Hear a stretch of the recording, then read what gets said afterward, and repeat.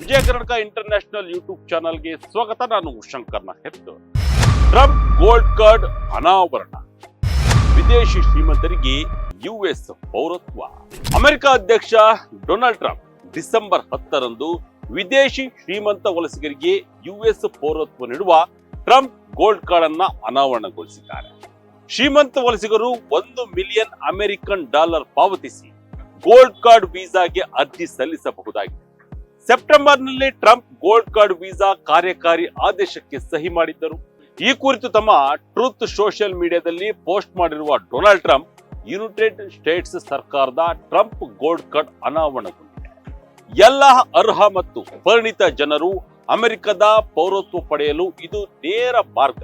ನಮ್ಮ ಶ್ರೇಷ್ಠ ಅಮೆರಿಕನ್ ಕಂಪನಿಗಳು ಅಂತಿಮವಾಗಿ ನಮ್ಮ ಅಮೂಲ್ಯವಾದ ಪ್ರತಿಭೆಯನ್ನ ಉಳಿಸಿಕೊಳ್ಳಬಹುದು ಎಂದು ಹೇಳುತ್ತಾ ಹೊಸ ವಲಸೆ ಮಾರ್ಗವನ್ನ ಪ್ರಚಾರ ಮಾಡಿದರು.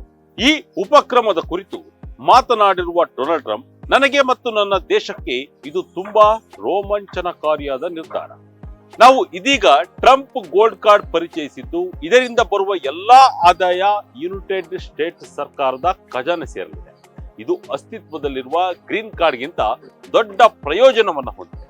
ಕಂಪನಿಗಳು ಗೋಲ್ಡ್ ಕಾರ್ಡ್ ಖರೀದಿ ಮೂಲಕ ವಿದೇಶಿ ವ್ಯಕ್ತಿಯನ್ನ ಉಳಿಸಿಕೊಳ್ಳಲಿ ಸಾಧ್ಯವಾಗುತ್ತದೆ ಎಂದು ಸ್ಪಷ್ಟಪಡಿಸಿದ್ದಾರೆ. ಶ್ರೀಮಂತ ಅಥವಾ ಹೆಚ್ಚು ಕೌಶಲ್ಯಪೂರ್ಣ ವಿದೇಶಿ ಪ್ರಜೆಗಳನ್ನ ಆಕರ್ಷಿಸಲು ವಿನ್ಯಾಸಗೊಳಿಸಲಾದ ಗೋಲ್ಡ್ ಕಾರ್ಡ್ ಶೈಲಿಯ ವೀಸಾ ಕಾರ್ಯಕ್ರಮ ಅಧ್ಯಕ್ಷ ಡೊನಾಲ್ಡ್ ಟ್ರಂಪ್ ರವರ ಮಹತ್ವಾಕಾಂಕ್ಷೆ ವಲಸೆ ಯೋಜನೆಯಾಗಿದೆ. ಇದು ವಿದೇಶಿ ಶ್ರೀಮಂತ ವಲಸಿಗರಿಗೆ ಅಮೆರಿಕದ ಪೌರತ್ವ ಕೊಡುವ ಯೋಜನೆಯಾಗಿದೆ.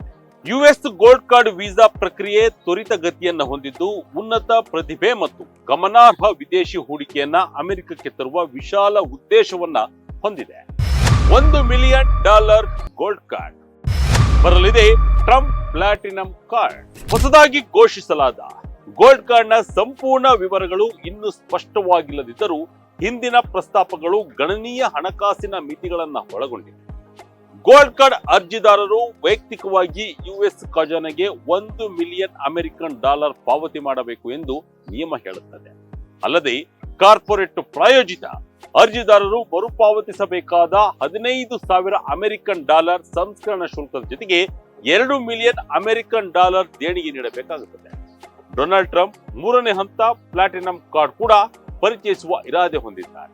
ಈ ಯೋಜನೆಯಡಿ ಒಬ್ಬ ವ್ಯಕ್ತಿಯು ಪಾವತಿಸುವ $5 ಮಿಲಿಯನ್ ಅಮೆರಿಕನ್ ಡಾಲರ್ಗೆ ಪ್ರತಿಯಾಗಿ ವಿದೇಶಿ ಆದಾಯದ ಮೇಲೆ ಯುಎಸ್ ತೆರಿಗೆಗೆ ಒಳಪಡದೆ ದೇಶದಲ್ಲಿ ವರ್ಷದ 270 ದಿನಗಳನ್ನು ಕಳೆಯಲು ಅನುವು ಮಾಡಿಕೊಡುತ್ತದೆ. ಈ ಹಂತವು ಪ್ರಸ್ತುತ ಬಿಡುಗಡೆಯ ಭಾಗವಾಗಿದೆಯೇ ಎಂಬುದು ಇನ್ನೂ ಸ್ಪಷ್ಟವಾಗಿಲ್ಲ. ಆದರೆ ಕೇವಲ ಹಣವನ್ನು ಹೊಂದಿರುವುದು ಅಮೆರಿಕದ ಪ್ರವೇಶವನ್ನ ಖಾತರಿಪಡಿಸುವುದಿಲ್ಲ ಎಂದು ವೆಬ್ಸೈಟ್ ಸ್ಪಷ್ಟಪಡಿಸುತ್ತದೆ. ಈ ಅಂಶವನ್ನ ಹಿಂದಿನ ಪ್ರಕಟಣೆಗಳಲ್ಲಿ ಅಷ್ಟು ಸ್ಪಷ್ಟವಾಗಿ ಉಲ್ಲೇಖಿಸಿರಲಿಲ್ಲ.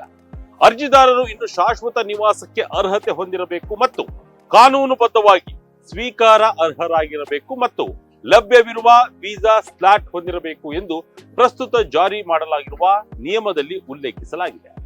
ಅಮೆರಿಕದ ವಲಸೆ ನಿಯಮಗಳ ಪ್ರಕಾರ ಗೋಲ್ಡ್ ಕಾರ್ಡ್ ಹೊಂದಿರುವವರು ಪರಿಣಾಮಕಾರಿಯಾಗಿ EB1 ಅಥವಾ EB2 ವರ್ಗಗಳ ಅಡಿಯಲ್ಲಿ ಬರುತ್ತಾರೆ. ಈ ವೀಸಾಗಳು ಸಾಮಾನ್ಯವಾಗಿ ಉನ್ನತ ಸಂಶೋಧಕರು, ಪ್ರತಿಷ್ಠಿತ ಪ್ರಾಧ್ಯಾಪಕರು, ನಿಪುಣ ಕಲಾವಿದರು ಮತ್ತು ಪ್ರಮುಖ ವ್ಯವಹಾರ ವ್ಯಕ್ತಿಗಳು ಮತ್ತು ಅಸಾಧಾರಣ ಸಾಮರ್ಥ್ಯ ಹೊಂದಿರುವವರ ವ್ಯಕ್ತಿಗಳಿಗೆ ಹೆಚ್ಚು ಪ್ರಯೋಜನಕಾರಿಯಾಗಿದೆ. ಶಾಶ್ವತ ನಿವಾಸಕ್ಕೆ ನೇರ ಮಾರ್ಗ, ವಿದೇಶಿ ಶ್ರೀಮಂತರ ಮೇಲೆ ಕಣ್ಣು. ಯುಎಸ್ ಗೋಲ್ಡ್ ಕಾರ್ಡ್ ಮತ್ತು ಯುಎಸ್ ಪ್ಲಾಟಿನಂ ಕಾರ್ಡ್ ಶಾಶ್ವತ ನಿವಾಸ ಮತ್ತು ಅಂತಿಮವಾಗಿ ಪೌರತ್ವಕ್ಕೆ ಮಾರ್ಗವನ್ನು ಒದಗಿಸುತ್ತದೆ.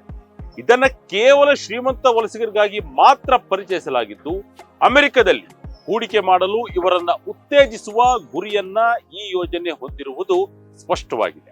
ಯುಎಸ್ ಗೋಲ್ಡ್ ಕಾರ್ಡ್ ಯೋಜನೆ ಜಾಗತಿಕ ಶ್ರೀಮಂತರನ್ನ ಅಮೆರಿಕಕ್ಕೆ ಸೆಳೆಯಲಿದೆ.